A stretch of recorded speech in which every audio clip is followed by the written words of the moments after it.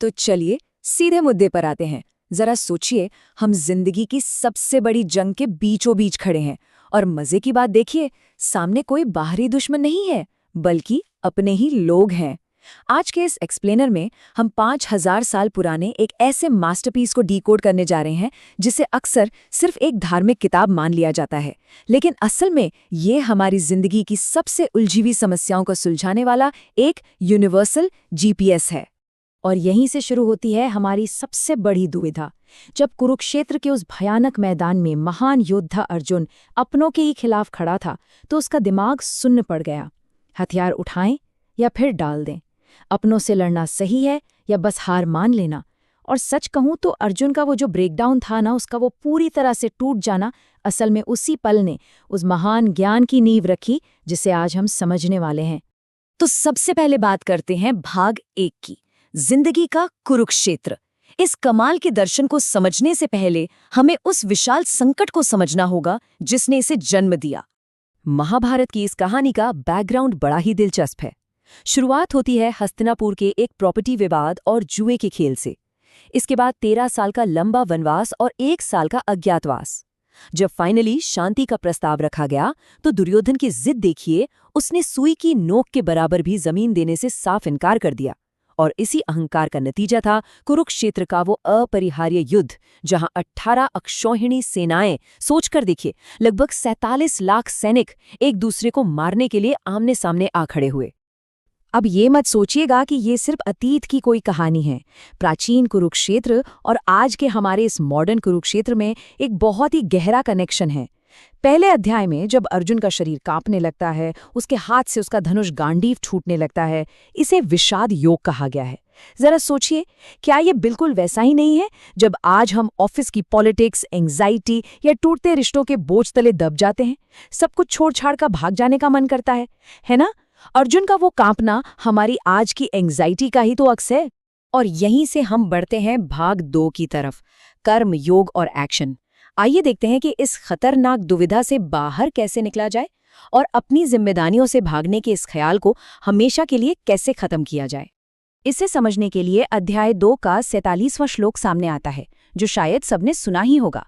कर्मण्येवाधिकारस्ते मा फलेषु कदाचन, यानी कर्म करने पर हमारा अधिकार है, उसके नतीजों पर नहीं। अब सुनिए, इसका मतलब ये बिल्कुल नहीं है कि हम लापरवाह हो जाएं या बस ऐसे ही कोई काम निपटा दें। इसका असली मतलब ये है कि हमारा 100% फोकस, हमारा पूरा का पूरा ध्यान सिर्फ और सिर्फ हमारी प्रोसेस, हमारे एक्शन पर होना चाहिए। आसान शब्दों में कहें तो कर्म योग का मतलब है सच्ची विरक्ति या डिटैचमेंट। इसका मतलब है अपने काम में अपनी पूरी जान लगा देना। जैसे मान लीजिए हम किसी बहुत जरूरी एग्जाम की तैयारी कर रहे हैं। हमारा काम है पूरी मेहनत से पढ़ना, अपना 100% देना। लेकिन परीक्षा का रिजल्ट क्या होगा, उसमें कितने मार्क्स आएंगे, ये सारी चिंताएं हमें यूनिवर्स पर छोड़ देनी चाहिए। देखिए, लॉजिक बहुत ही सीधा है। जो चीजें हमारे कंट्रोल से बिल्कुल बाहर हैं, जैसे मार्केट का हाल, किस्मत, टाइमिंग या दूसरे लोगों का बिहेवियर, अगर हम उन पर हावी होने की कोशिश करेंगे तो हमें क्या मिलेगा? सिर्फ और सिर्फ स्ट्रेस और एंग्जाइटी। लेकिन इसके उलट जब हम सिर्फ उन चीज़ों पर फोकस करते हैं जिन्हें हम कंट्रोल कर सकते हैं, जैसे हमारी मेहनत और हमारी नीयत, तो यकीन मानिए हमें सच्ची आज़ादी और गजब की एफिशिएंसी मिलती है। चलिए अब आते हैं भाग 3 पर, स्थित प्रज्ञा यानी मन का बैलेंस। कर्म योग को सही तरीके से अपनी जिंदगी में उतारने के लिए हमें कैसी मानसिकता, कैसा माइंडसेट चाहिए, आइए उसे समझते हैं। यहाँ पर एक बड़ा ही दिलचस्प सवाल उठता है और मजे की बात यह है कि ठीक यही सवाल अर्जुन ने भी पूछा था कि भाई, एक सच्चे ज्ञानी व्यक्ति को हम पहचानेंगे कैसे? दूसरे अध्याय में इस पर चर्चा की गई है कि जिस इंसान को आत्मज्ञान हो गया है वो असल में दिखता कैसा है, वो कैसे बात करता है, कैसे व्यवहार करता है। इसका जवाब है स्थित प्रज्ञ। इसका मतलब है एक ऐसा मन जो पूरी तरह से बैलेंस में रहता है। एक ज्ञानी व्यक्ति की खुशी किसी बाहरी चीज से नहीं बल्कि उसके अंदर से आती है। चाहे दुनिया उसकी तारीफों के पुल बांधे या उसे बुरी तरह से अपमानित करे, उसका मन बिल्कुल शांत रहता है। वो ना तो सुख में बहुत ज्यादा उछलता है और ना ही दुख में टूटकर बिखरता है। इस बात को एक बहुत ही शानदार उदाहरण से समझाया गया है, एक कछुए के उदाहरण से। जैसे एक कछुआ खतरे का एहसास होते ही तुरंत अपने अंगों को खोल के भीतर समेट लेता है, ठीक वैसे ही एक संतुलित मन अपनी इंद्रियों को कंट्रोल में रखता है। अब जरा इसकी तुलना आज के दौर से कीजिए। आज हमारा मूड कैसे तय होता है? इंस्टाग्राम के लाइक्स और फोन के नोटिफिकेशन की आवाज से, है ना? देखिए, इच्छाएं होना कोई बुरी बात नहीं है।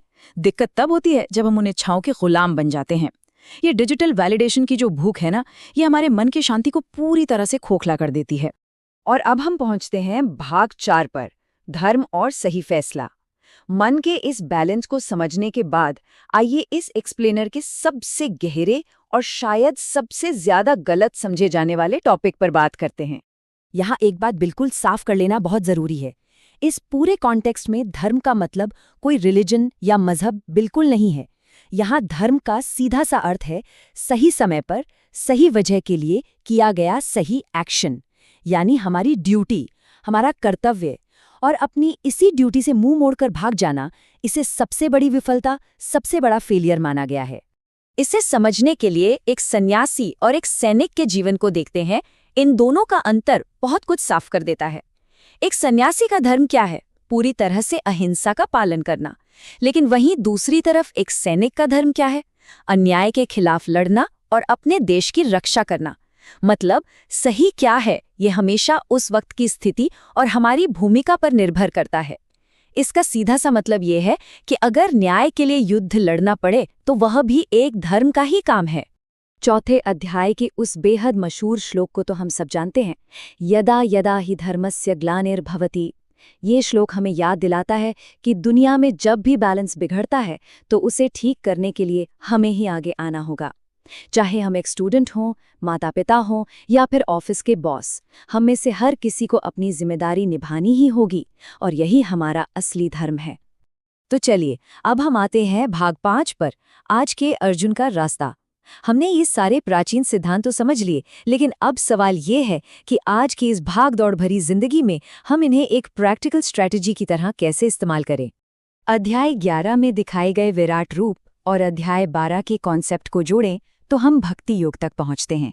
और देखिए, ये कोई अंधविश्वास नहीं है, ये एक एब्सोल्यूट ट्रस्ट है, एक पूरा भरोसा है कि हमारी जिंदगी में जो कुछ भी घट रहा है उसके पीछे यूनिवर्स की एक बहुत बड़ी योजना काम कर रही है। अपने चंचल मन को कंट्रोल करने के लिए हमें रोजाना अभ्यास और वैराग्य की जरूरत तो होती ही है, लेकिन साथ ही इस ब्रह्मांड के मास्टर प्लान पर एक गहरा विश्वास भी होना चाहिए। पर सच कहूं तो ये सब इतना आसान नहीं है, क्योंकि ये जो युद्ध है ना, ये कुरुक्षेत्र में नहीं बल्कि हर रोज हमारे ही दिमाग में लड़ा जाता है। हमें अपने अंदर बैठे उन दुश्मनों को पहचानना होगा जो आज के दुर्योधन, भीष्म और द्रोण हैं। हमारा अपना लालच, हमारा घमंड, बेवजह का डर, गुस्सा और वो पुराने कंफर्ट जोन जिनसे बाहर निकलने का ख्याल ही हमें डरा देता है। तो इसका हल क्या है? जब भी जिंदगी में कोई बड़ा क्राइसिस आए या कोई अर्जुन मोमेंट सामने आ खड़ा हो, तो ये 3 कदम का सिंपल फॉर्मूला बहुत काम आता है। पहला, रुको, एक लंबी गहरी सांस लो और बस ठहर जाओ। दूसरा, अपना धर्म पहचानो, मतलब ये समझो कि इस पल में हमारी सबसे जरूरी जिम्मेदारी क्या है। और तीसरा, काम शुरू कर दो, बिना ये सोचे कि आगे क्या होगा। नतीजे के डर को साइड में रखो और बस एक्शन लो।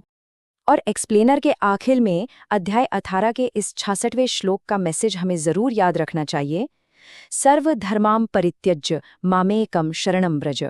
इसका बहुत ही पावरफुल संदेश है कि अपने दिमाग के सारे कन्फ्यूजन, सारे डर को एक तरफ हटाओ और बस वो करो जो सही है। क्योंकि हाथ पर हाथ धरकर रोने से कभी कोई प्रॉब्लम सॉल्व नहीं होती, समस्याएं हल होती हैं निर्णायक एक्शन लेने से। इसी एक विचार ने स्वामी विवेकानंद जैसे महान विचारकों की पूरी सोच को बदल कर रख दिया था। ये ग्रंथ सिर्फ किसी एक के लिए नहीं बल्कि पूरी मानवता के लिए जीवन जीने का एक अल्टीमेट मैनुअल है, जो हमें अंधकार से निकालकर आगे बढ़ने का रास्ता दिखाता है। हमें इसके दूसरे अध्याय से अपनी शुरुआत जरूर करनी चाहिए और इस ज्ञान की गहराइयों को खोजना चाहिए। तो अब जाते जाते बस यही सोचने वाली बात है, क्या हम रोजमर्रा के इन दिमागी लड़ाइयों से डरकर बस वहीं के वहीं जमे रहेंगे, या फिर आज अभी अपने हथियार उठाकर सही दिशा में एक्शन लेंगे? ऐसे ही इंफॉर्मेटिव वीडियोस के लिए फॉलो एंड सब्सक्राइब करें द एमजे फैक्ट्स को।